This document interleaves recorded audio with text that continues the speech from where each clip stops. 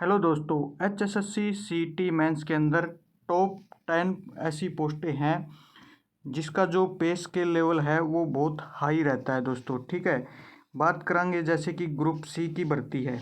HSSC CT mains के अंदर group C की जो भर्ती है उसमें जो टॉप भर्तियां हैं जिसका जो पे स्केल लेवल है वो जो आपका रहता है 6 से 7 का। जो हम काउंट करते हैं कि जो ग्रुप सी की टॉप लेवल की जो भर्तियां हैं वो 10 प्रकार की ऐसी भर्तियां हैं जो लगभग आपको हर बार देखने को मिलती हैं। कुछ भर्तियां टॉप 10 में ऐसी भर्तियां हैं जो हर बार आपको देखने को मिलेंगी, और कुछ ऐसी भर्तियां जो अब की बार इस बार CT मेंस में आपको देखने को मिलेगी। इनके बारे में पूरी जानकारी आपने ज़रूर देवांगे। उससे पहले यदि आप चैनल पर नए हैं तो सबसे पहले चैनल को सब्सक्राइब कर लेना और बेल आइकन को प्रेस कर लेना। दोस्तों, इस वीडियो का डिस्क्रिप्शन में हमने व्हाट्सएप चैनल का लिंक दे दिया है तो उसको भी ज्वाइन कर लेना। चलिए दोस्तों, हम बात कर लेते हैं HSSC CT mains top 10 post की वैकेंसी डिटेल के बारे में। क्या योग्यता रहेगी, क्या क्या पे स्केल आपका रहने वाला है और कौन कौन सी भर्तियां आपकी इस बार आने वाली हैं। दोस्तों, जो सबसे पहले आपकी भर्ती है दोस्तों वो आएगी आपकी मंडी सुपरवाइज़र की। बहुत सारे जो कैंडिडेट है उनको मंडी सुपरवाइज़र की इस बार जो भर्ती आएगी उसका बहुत लंबे समय से इंतज़ार कर रहे हैं। ये भर्ती आपकी पिछली बार 2015 में आई थी और लगभग इसका मेरे ख्याल में 2017 में इसका एग्ज़ाम हुआ था। ठीक है दोस्तों, तो ये जो मंडी सुपरवाइज़र की है बहुत टॉप लेवल की पोस्ट है। इसमें जो योग्यता है वो ग्रेजुएशन आपने कर रखी हो, प्लस में आपके पास 6 मंथ का कंप्यूटर का सर्टिफिकेट हो तो आप इस भर्ती के लिए एलिजिबल हैं। प्लस में आपने CT में अच्छा मतलब स्कोर हासिल कर रखा हो। इसकी जो कट ऑफ है वो हाई जाएगी दोस्तों। ठीक है, लगभग 80 75 प्लस तो रहेगी, 85 प्लस भी जा 80-85 के आसपास में जा सकती है पोस्टें कमाई तो। पिछली बार जो पोस्ट आई थी 2015 में वो लगभग 200 के आसपास में आपकी पोस्ट आई थी, तो इस बार भी लगभग आपकी 200 के आसपास में पोस्ट आने की संभावना है। ऊपर भी हो सकती है, कम भी हो सकती है। और जैसे मैं बता रहा था दोस्तों कि जो इसका पे स्केल है वो 7 का है, यानी कि ग्रुप सी के अंदर जो टॉप पे स्केल है वो 7 है। उसके बाद में फिर आपकी जैसे 8 और 9 में ग्रुप बी की पोस्टें आ जाती हैं। तो ग्रुप सी का जो पे स्केल जो टॉप का है वो 7 का है और सबसे हाई पे स्केल लेवल मंडी सुपरवाइज़र भर्ती का है दोस्तों।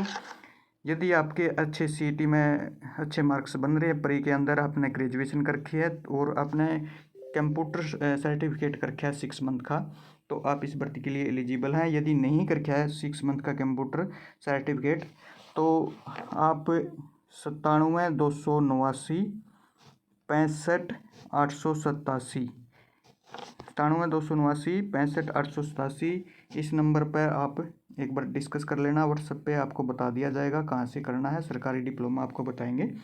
ठीक है दोस्तों, उसके बाद में जो सेकंड नंबर पर आती है आपकी पोस्ट सेक्शन ऑफिसर की पोस्ट आएगी SO की।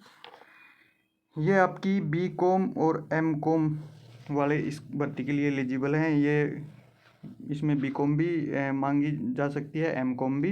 प्लस में इसमें हो सकता है कई बार एक्सपीरियंस भी मांग लेते हैं 1 से 2 वर्ष का, और साथ में इसमें कंप्यूटर का सर्टिफिकेट भी मांग लेते हैं। और जो इसका जो लेवल है पे स्केल लेवल है वो भी दोस्तों 7 का है, यानी कि ये भी एक टॉप वैकेंसी है ग्रुप सी की।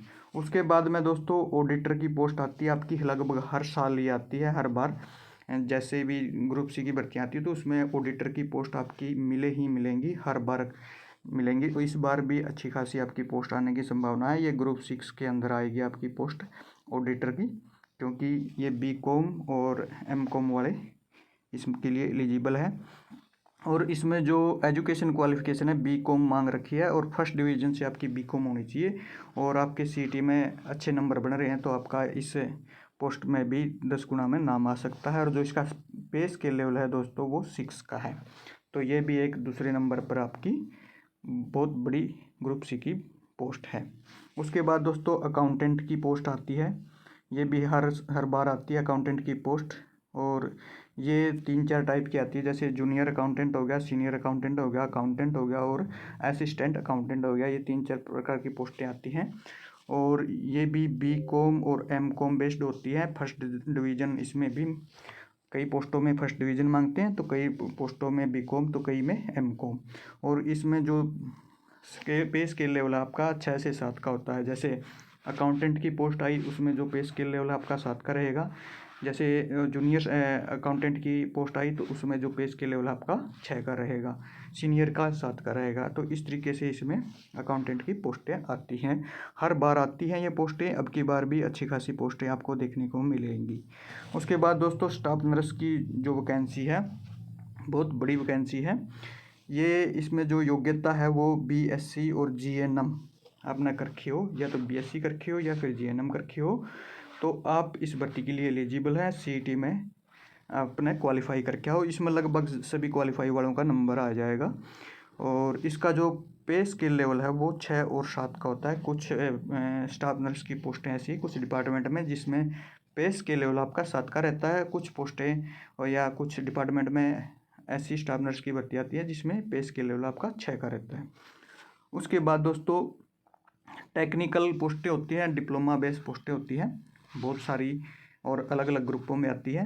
तो उनका भी जो पे स्केल लेवल है वो 6 और 7 का रहता है। 6 का रहता है, 7 का तो नहीं होता, 6 का इसमें आपका रहता है। जैसे आपका जूनियर इंजीनियर की पोस्ट होगी, फायर ऑफिसर की होगी, फार्मासिस्ट की होगी, ऐसी बहुत सारी पोस्टें हैं। लेकिन ये कई बार होती है कि हर बार नहीं आती। इनमें जो भर्तियाँ मैंने बताई हैं लगभग, ये auditor, accountant, staff nurse, technician और टेक्निकल पोस्टें होगी, और आपकी जो सेक्शन ऑफिसर की पोस्टें होगी, ये हर बार आपको देखने को मिलेगी। मंडी सुपरवाइजर की पोस्ट आपको इस बार देखने को मिल सकती है CET के अंदर।